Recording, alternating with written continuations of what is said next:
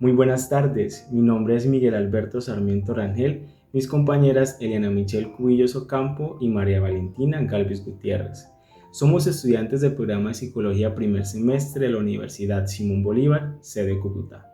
De antemano queremos agradecer su presencia y le damos la bienvenida a nuestro discurso.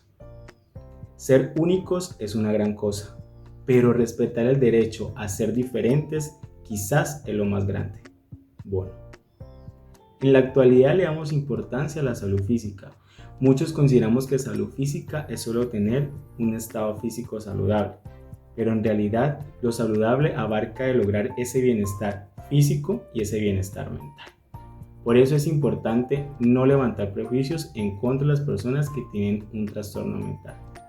Considero que hoy día vivimos dentro de una sociedad moderna donde podemos entender que todas las personas sufren con una batalla dentro de sus cabezas.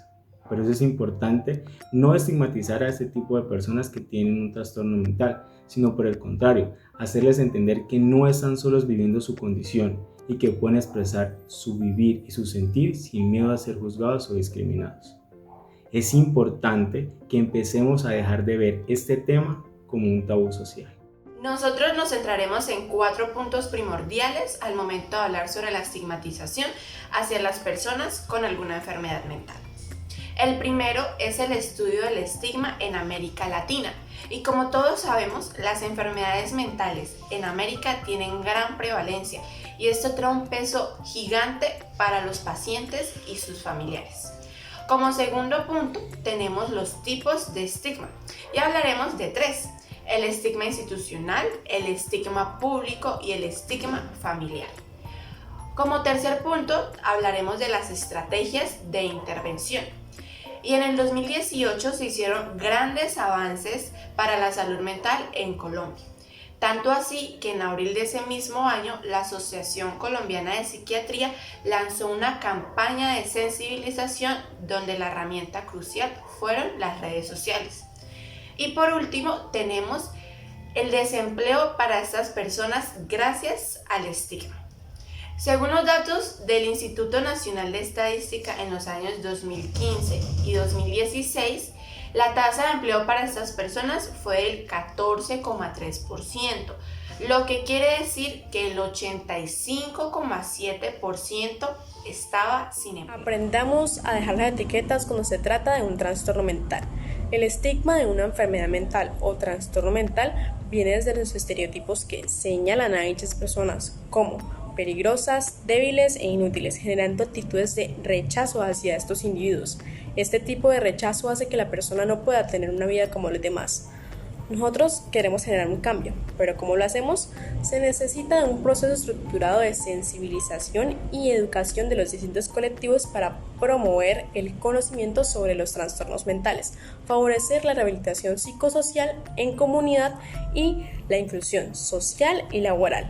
Este conocimiento permitirá la implementación de acciones para favorecer la inclusión social de las personas que reúnen los criterios de un trastorno mental y así podamos llegar a un cambio. Pensemos muy bien antes de juzgar a alguien por lo que padece, que la ignorancia no nos lleva a estropear la vida de alguien más. Estudio del estigma en América Latina. Como propuesta para un cambio, se deben desarrollar unas líneas de investigación para caracterizar y evaluar los diversos tipos de estigma en América Latina. Para lograr tal objetivo es necesario adaptar instrumentos diseñados por otros tipos de investigadores psicométricos, considerando las características socioculturales de la comunidad o localidad en la que se pretende aplicar. Según lo revisado, estas intervenciones deberían apuntar a fomentar que sus pacientes y sus familiares exigen sus derechos civiles y sociales, así como también a grupos específicos, combinar esfuerzos entre equipos de intervención, equipos de investigación y equipos tomadores de decisiones, integrar y combinar los distintos tipos de intervención, es decir, implementar estrategias que se caractericen por un planteamiento complementario. Del mismo modo, este abordaje integrativo debería incorporarse a todos los dispositivos de salud que operan actualmente en Latinoamérica. En relación con lo anterior, es importante recordar que dentro de los grupos sociales influyentes están los profesionales de la salud. Por lo tanto, Debería considerarse, además de su incorporación a los programas de antiestigma, otros factores a intervenir, como la sobrecarga laboral a la que están expuestos debido principalmente al asistencialismo en salud. Los trastornos mentales en Latinoamérica son altamente prevalentes y presentan una carga significativa para pacientes y familiares. Dichos individuos usualmente deben lidiar con el estigma que se asocia al diagnóstico que reciben. El estigma hacia la enfermedad mental provoca consecuencias negativas en los pacientes y sus familiares, transformándose en la barrera principal para lograr su plena inclusión social. Al respecto, un tipo de interacción social que puede presentar consecuencias para las personas con trastornos mentales es lo que se denomina estigmatización o simplemente estigma. Debido a los prejuicios y actos discriminatorios hacia las personas estigmatizadas, es frecuente que éstas presenten un bajo nivel de adherencia a los tratamientos y una reducción significativa a sus redes sociales.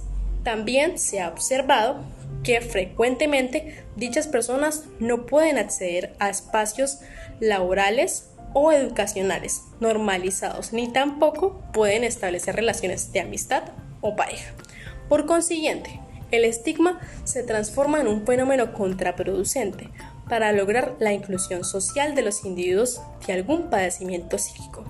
Como lo mencioné anteriormente, hay 3 tipos de estigma. El primero es el estigma institucional, y aquí todos los profesionales de la salud juegan un papel muy importante, ya que ellos son el agente desestigmatizante. Lo son porque ellos participan en todas las campañas antiestigma y son los que llevan todo el proceso junto con los pacientes y sus familiares, por ende se les agarra cierto cariño. Como segundo punto tenemos el estigma público, y es donde la sociedad tiene prejuicios y se deja guiar por muchos estereotipos que ya están marcados. Esto ocasiona un trato diferente o desigual y discriminatorio para los pacientes y sus familiares. Por último, tenemos el estigma institucional. Y como todos sabemos, las familias tienen un impacto muy grande, ya sea positivo o negativo. Y en este caso es completamente negativo, ya que muchos familiares no aceptan el estigma por vergüenza. Y esto ocasiona un aislamiento por parte del paciente. Todas las cosas que le pasen al paciente van a recaer en la mamá y en los o las hermanas. Y eso también trae cosas negativas porque, por ejemplo, para la madre se ve afectada su estabilidad emocional, su vida laboral y su vida social. Y lo peor del caso es que va a llegar un punto en el que ella misma se va a culpar por lo que le está pasando a su hijo. Y esto sucede porque ellos se criaron con una idea errónea sobre las enfermedades mentales. Sobre las estrategias de intervención debemos dejar algo claro, y es que todas las personas con alguna enfermedad mental reciben un trato discriminatorio o diferente por el simple hecho de tener una enfermedad. Todos estos actos son ocasionados por desconfianza, temor y rechazo, y todo esto nace por nuestra educación basada en mitos y creencias ancestrales que hemos acarreado por toda nuestra historia. Teniendo esto claro, la estrategia de intervención lo que busca es reducir la estigmatización hacia estas personas y tiene 2 objetivos. El primero está orientado a la participación y organización para el movimiento social, y el segundo está dirigido a la humanización de servicios, empezando por el sector de la salud. Y todo esto se ha logrado ya que en ese mismo sector se han hecho varias intervenciones de sensibilización para mejorar dicho aspecto. Como lo había mencionado anteriormente, en el 2018 se hicieron muchísimos avances para la salud mental en Colombia. Y uno de los programas de sensibilización que lanzaron tenían el objetivo de que todos nosotros compartiéramos por todas las redes sociales el hashtag Yo también voy al psiquiatra, con aras de desestigmatizarlo y volverlo un acto netamente cotidiano. A todo esto se le suma que ellos también buscan que nosotros tengamos claras nuestras habilidades psicosociales, colectivas e individuales. Y por último, tenemos el desempleo hacia las personas con trastornos mentales gracias a la estigmatización. La participación de las personas con problemas de salud mental dentro del mercado laboral resulta ser la más alta de todas las discapacidades. Según el Instituto Nacional de Estadística, durante el año 2015 y el año 2016, la tasa de empleo se ve reflejada de solo el 14.3% para las personas con problemas de trastorno mental, lo cual indica que el 85.7% de toda la población no tienen trabajo. Estas cifras arrojan como resultado al más alto de las discapacidades y por supuesto para la población sin discapacidad, que es casi 50 puntos menor. Pero ¿cómo hacemos nosotros para poder adaptar al mercado laboral a las personas que tienen trastornos mentales? Primero que todo, y lo más importante, el mercado laboral debe eliminar cualquier barrera social y actitudinal que se genere hacia las personas con ese tipo de trastorno. Seguido de ello, y al lograr eliminar esas barreras, toda empresa tiene la obligación, el derecho y el deber legal de ajustar estos puestos y estos cargos teniendo en cuenta las necesidades de estas personas. Cuando hablamos de salud mental, es necesario que este proceso pase por un periodo de adaptación, es decir, tanto para las personas que no tienen ninguna discapacidad como para las personas que las tienen. Este proceso debe ir encaminado en minimizar todos los riesgos y lo más importante, en promover una cultura de aceptación a la diversidad. Hemos visto la importancia de la no estigmatización hacia las personas con algún trastorno mental, pero nuestro objetivo es concientizar a la sociedad para que no sigan con la misma rutina de estigmatizar solo por pensar o actuar de forma diferente a la normal. Estamos en un siglo el cual nos da muchas oportunidades y una de esas es la facilidad de investigación, la cual nos permite informarnos de verdad para que nuestra ignorancia se termine y así poder vivir en una sociedad más empática e íntegra. Es hora de empezar a generar una empatía entre las personas que no tienen un trastorno mental y las personas que lo tienen. Ellos viven un sinnúmero de inconvenientes que les genera una baja autoestima y una baja adherencia en sus tratamientos. Por eso es importante empezar a educar y a trabajar sobre temas de inclusión entre familias, niños, jóvenes y adultos, con el fin de lograr erradicar cualquier estigmatización en contra de las personas con trastornos mentales. Por otro lado, es importante no dejar de un lado al personal de salud.